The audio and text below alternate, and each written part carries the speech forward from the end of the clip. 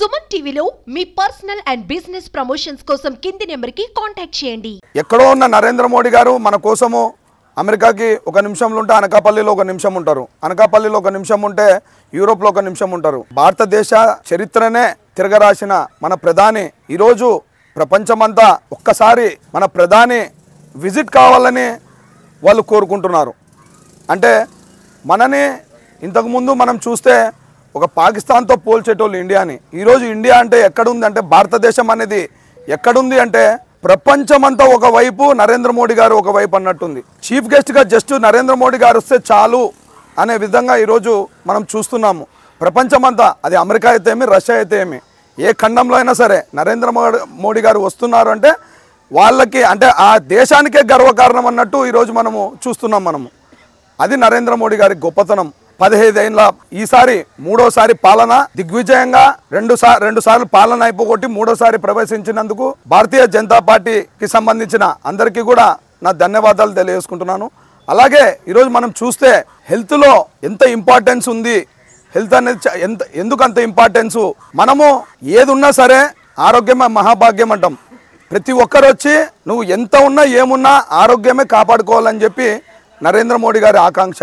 ఎందుకంటే మనం ఎక్కువ లైఫ్ మనకుంటే మనం పనులు కూడా ఎక్కువ లైఫ్ చేసుకుంటూ పోతాము, అదే వారి ఆకాంక్ష. అందుకే ఆరోగ్యంలో మొట్టమొదటిగా నంబర్ 1గా ఉండాలని చూస్తున్నాము. ఆరోగ్య సేవ ప్రజలకు అందించడానికి ఇంతకుముందు పల్లెటూర్లు కానీ చిన్న చిన్న ఊర్లు కానీ సిటీ కనెక్ట్ కోసము విపరీతమైన ఇబ్బందులు పడి డెలివరీలు కానీ తర్వాత ఏదన్నా చిన్న చిన్న ఆపరేషన్లు కానీ ఆర్ఎంపీలతో కానీ వీళ్ళతో కానీ చేస్తుండ్రి. అలాంటివి జరగకుండా అంటే ఆర్ఎంపీలకి ఎంత ఇవ్వాలో వాల్యూస్ అంత ఇచ్చి, డాక్టర్లకు ఎంత ఇవ్వాలో అంత ఇచ్చి, నర్సులకు ఎంత ఇవ్వాలో అదే విధంగా వాల్యూస్ ఇచ్చి వాళ్ళనంతా ఇప్పుడు ఊర్లలో డెప్యుటేషన్గా చేసి వాళ్ళని ప్రజల్లో మమైకం చేసి వాళ్ళకి అక్కడ ఆరోగ్యం చూసుకోమని చెప్తున్నారు. అంటే మనము పాతకాలం ఈ కాలం చూస్తే చాలా చేంజెస్ జరిగినాయి. ఎక్విప్మెంట్ కూడా చూస్తే అన్ని విధాల ఎక్విప్మెంట్స్ మనకి ఈ కోడుమూరుకి సంబంధించిన ఈ హాస్పిటల్కి అందుతున్నాయి. మనం చూస్తున్నాం. అంటే రక్త పరీక్షలు కానీ ఏవి కానీ ఈరోజు మనము మొత్తం బ్లడ్ శాంపిల్ టెస్టులు కానీ సిబిసి ఇలాంటివి మొత్తం మన ఊర్లకు కూడా చేరుతున్నాయంటే అది నిజంగా భారతదేశం ఒక గొప్పతనం మనం తెలుసుకోవచ్చు. ఎక్కడో ఉన్న మనం ఇంతకుముందు ఎక్కడెక్కడో ఇక్కడ శుభ్రత కూడా చాలా ఇంపార్టెంట్.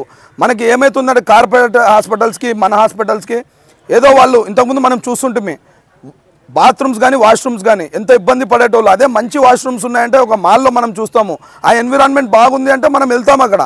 అంటే మనం ఒక మంచి రూమ్కి స్టార్ హోటల్కి పోయినట్టు మనము ఫీల్ అయ్యి అక్కడికి వెళ్తున్నాము. మనకున్న ఇక్కడ పరిశుభ్రత కూడా చాలా ఇంపార్టెంటు. ఆ పరిశుభ్రత అనేది కూడా 100% సక్సెస్ఫుల్గా చేయాలి. ఇక్కడ ఆ పరిశుద్ధత చూస్తేనే మనకి ఆ జనాలు కూడా ఇక్కడికి రావడం జరుగుతుంది.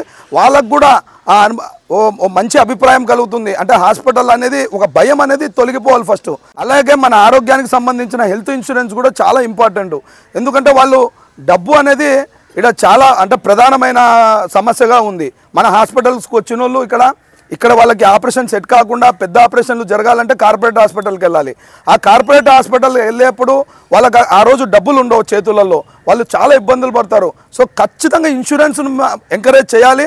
భారతదేశంలో ప్రతి ఒక్కరికి ఇన్సూరెన్స్ ఉండాలనే అభిప్రాయంతోనే ఈరోజు నరేంద్ర మోడీ గారు ఈ స్టెప్ తీసుకొని చాలా ఫాస్ట్గా వస్తున్నాము. ఇన్సూరెన్స్ కంపెనీలు కూడా ఎక్కడైనా సరే వాళ్ళకి అనుకూలంగా ఆ ఇన్సూరెన్స్ వాళ్ళకి చేపించి మినిమం ఇన్సూరెన్స్ అనేది ఖచ్చితంగా ప్రతి ఒక్కరికి ఉండాలి. ఎందుకంటే ఇన్సూరెన్స్ లేకపోతే వాళ్ళ ఇంట్లో ఓ చిన్న యాక్సిడెంట్ అయినా ఓ చిన్న దెబ్బ తగిలినా ఏది తగిలినా వాళ్ళు ఇక్కడికి వస్తారు, ఇక్కడ చేపించుకుంటారు. దీని నెక్స్ట్ లెవెల్ కూడా మనం చూసుకోవాల్సిందే ఇక్కడ జనాలకి. సో వచ్చిన వాళ్ళకి కనీసము మీరు ఇన్సూరెన్స్ తీసుకోవాలని మనం చెప్పగలగాలి. ఇన్సూరెన్స్ అనేది చాలా ఇంపార్టెంట్ కాబట్టి దాని మీద శ్రద్ధ తీసుకొని కొద్దిగా మీరు కూడా వచ్చిన వాళ్ళకు కూడా అది ఎంకరేజ్ చేయాలి.